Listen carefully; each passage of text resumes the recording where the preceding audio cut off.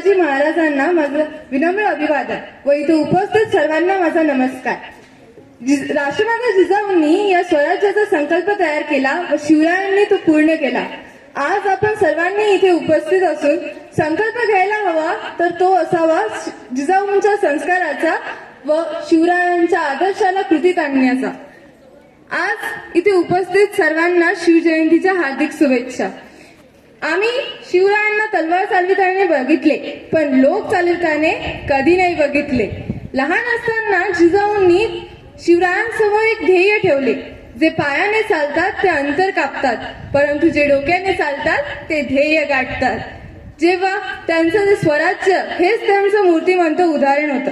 मग ते सावित्रीबाई देसाईंना न्याय दिला असो किंवा सुभेदाराच्या सुनेला जोपासला असो, असे अनेक उदाहरणे देता येतील। जेव्हा स्वतः जिजाऊ लहान होत्या तेव्हा त्यांनी त्यांच्या आबासाहेबांना म्हटले, आबासाहेब आम्हाला तलवार धावपट्टा शिकायचा आहे, घोड्यावर बसणे शिकायचे आहे, युद्ध करणे शिकायचे आहे। त्यावर आबासाहेब म्हणाले, आम्ही असताना त्याची काय गरज? जिजाऊ म्हणालात, नाही का आबासाहेब, आम्ही नसताना आमच्या जाऊबाईला आमची दुश्मनं घेऊन गेली, तशी वेळ आमच्यावर आल्यास आम्हाला सुद्धा आमचा स्वतःचा बचाव करता आला पाहिजे।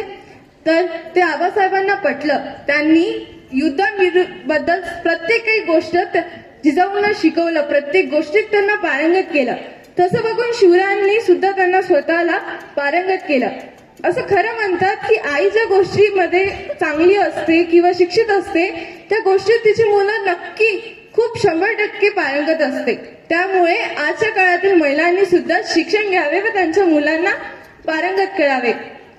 यावर्षी आपण दरवेळेस शिवजयंती साजरी करतो, तर यावेळेस काही नवीन काही करूया। शिवरायांना डोक्यावर घेऊन नाचल्यापेक्षा त्यांचे विचार डोक्यात घालून एक नवीन स्वराज्य घडवूया। ते घडवण्यापासून कोणीही थांबवू शकणार नाही। सगळ्यांना परत एकदा शिवजयंतीच्या खूप खूप शुभेच्छा। धन्यवाद।